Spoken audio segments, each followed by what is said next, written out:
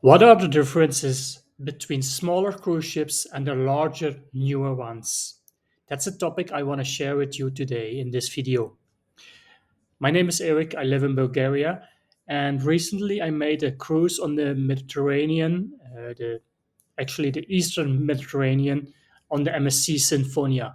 It was an 8-day cruise starting from Bali all the way to Istanbul, uh, and I promised to give the differences between the small cruise ships and the larger ones like for example the MSC Meriviglia, where I was cruising with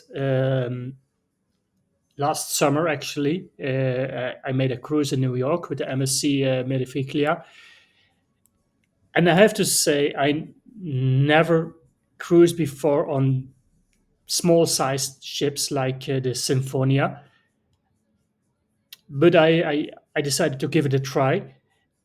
And honestly, from my opinion, I am not that convinced if I would book another cruise on a smaller cruise ship because the differences are huge. There are a lot of differences. Although on the larger cruise ships, you have a lot of people, you have ships from 6,000 to 6,500 guests on board. I understand it can be overwhelming, but on the other hand, on a small cruise ship with 2,500 to 3,000 people or guests on board, it is overcrowded for sure.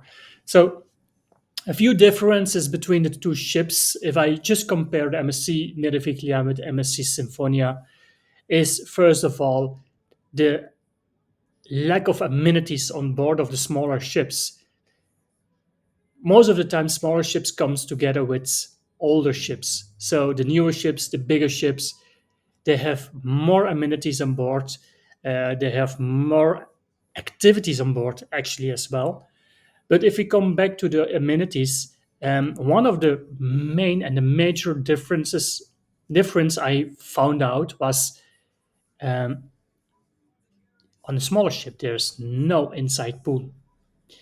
And if you're cruising in the Mediterranean in the wintertime, or you're cruising to the Norwegian fjords in the wintertime, it is nice to have an inside pool or at least inside jacuzzis or whirlpools available. And this was something I was really missing on our recent cruise, that there was no possibility to enjoy a little swim or a little dip in the water just after visiting cities or just coming back on board. I love to do that, going to explore on shore, and then after in the afternoon coming back to the ship, having a dip in the pool, having a relaxed moment in the jacuzzi. But this was also almost not possible in MSC Sinfonia because there was no inside pool, and honestly, it was a little bit rainy. It's sometimes very cold, windy, so it wasn't attractive at all to go into the outside pool. Although the water was acceptable, the temperature of the water was acceptable, and there were only two jacuzzis on board outside, and actually they were always fully booked. They even had to put a guard on it with a timer, and every 15 minutes they had to change the people inside the jacuzzi. So that makes the experience of a relax, a relaxing vacation actually not possible. I don't like to go in the jacuzzi and then having someone by my side and saying, "Okay, just 2 more minutes," and then you have to leave because there are other people waiting. It feels like an attraction, and so I don't like it. I'm on a vacation and I want to relax and enjoy my free time to the fullest. That's one of the biggest missings I had on a small cruise ship. I can tell you if it's on every small cruise ship, but for MSC Sinfonia for sure. The second thing is that there are less staterooms with balconies on the smaller cruise ships, so there's a less choice of getting a stateroom with balcony. That makes the possibilities also limited. For this cruise, especially, we made it in the Mediterranean. It wasn't necessary to have a stateroom with a balcony, so we stick to the inside interior room. But I can imagine if you go to the Norwegian fjords or some cruises with a lot of viewing points, you would prefer a balcony for sure. On the larger ships, you have a wide variety of staterooms, also with balconies, etc. So there is a lot more choice there. If we go further, then I have to tell you that the dining options are very limited on a small ship. On a small ship, you only have the main dining room and the buffet. On the MSC Sinfonia, I found out that the buffet was always overcrowded, not only on sea days, but also on normal port days. Um, I experienced also, but it comes again with a smaller ship, that the space for passing by from the buffet and the sitting area was very narrow. So you constantly bump into other persons. And especially, at the buffet, they are chicken without heads. So they are running without looking where they are walking. So it was a constantly bumping into each other. I don't like it. I don't prefer it. That's why we decided to go to the main dining room for breakfast, for sure, uh, to have a more relaxed experience of getting up and breakfast time. Also, the sitting area in the Sinfonia and at the buffet area is not equipped at all for sitting for the seating of that much people, and especially in the rainy season or in a cold weather, because people had to sit outside. There were heaters there.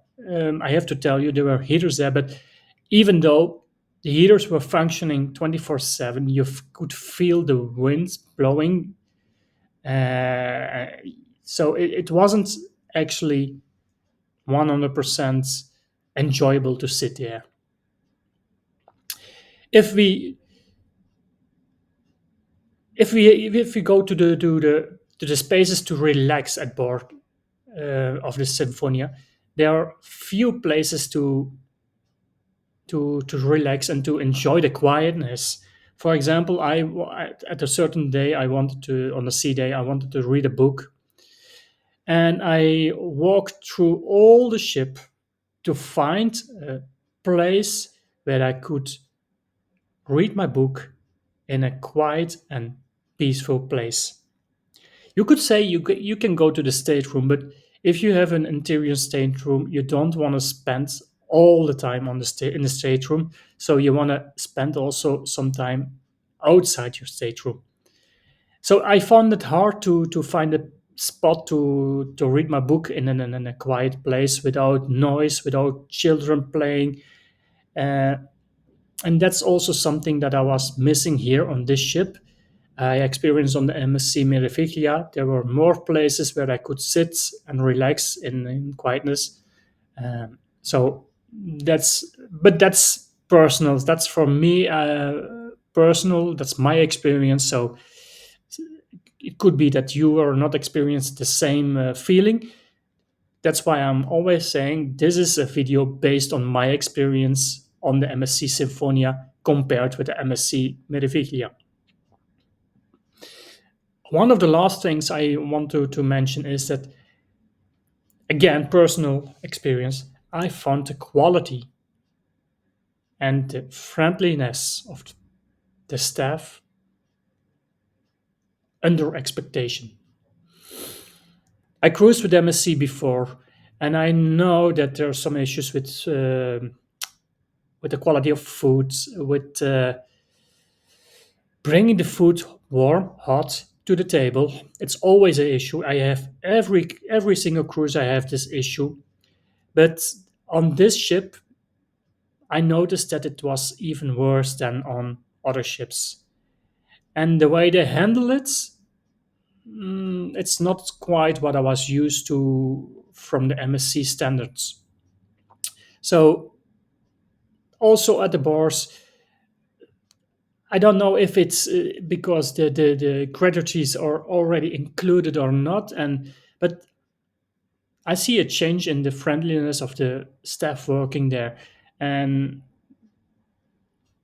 this is one of the major points that makes your cruise a success or not. Is the friendly staff. Our stateroom attendant was a very friendly guy. He helped us a lot. He was very decent. I can't complain anything about that. Uh, I had one bartender was very friendly, and automatically you connect with them, and you will be attracted to them to order your drinks with him. But the rest of the staff was like they're missing some sparkle in their enthusiasm. So is it because of the gratuities included already, or is it just because it's a smaller ship? I'm not sure if I what to say, but this is also my experience as well. Also in the dining room, I experienced the same issue. I had my waiter, my head waiter was a very nice guy, but I have honestly I have the feeling that